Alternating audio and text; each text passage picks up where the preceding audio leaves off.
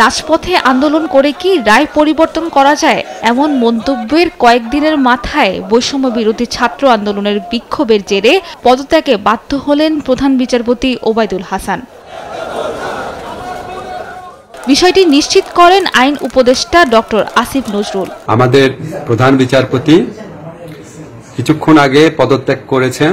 ওনার পদত্যাগ পত্র ইতিমধ্যে আইন মন্ত্রণালয়ে এসে পৌঁছেছে। এটা উপযুক্ত প্রসেসিং এর জন্য আমরা কাল বিলম্ব না করে রাষ্ট্রপতির কাছে পাঠিয়ে দিব। এর কয়েক ঘন্টার মধ্যেই ভারপ্রাপ্ত প্রধান বিচারপতি হিসেবে নিয়োগ পান আশফাকুল ইসলাম।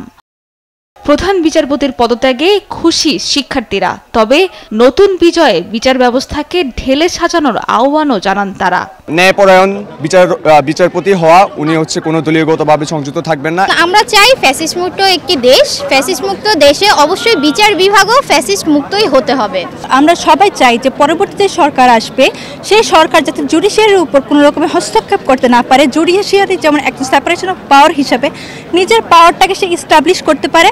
আর ন্যায় বিচার নিশ্চিতে দ্রুত সুপ্রিম কোর্ট খুলে দেওয়ার আহ্বান জানান অ্যাটর্নি জেনারেল মোহাম্মদ আসাদুজ্জামান।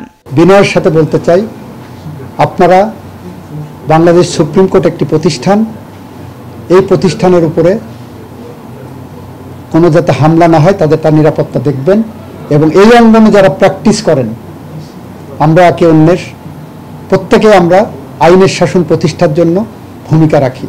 শনিবার শিক্ষার্থীদের বিক্ষোভের মুখে পদত্যাগ করেন আপিল বিভাগের আরও 5 বিচারপতি। সাবরিনা মজুমদার, দেশ টিভি, ঢাকা।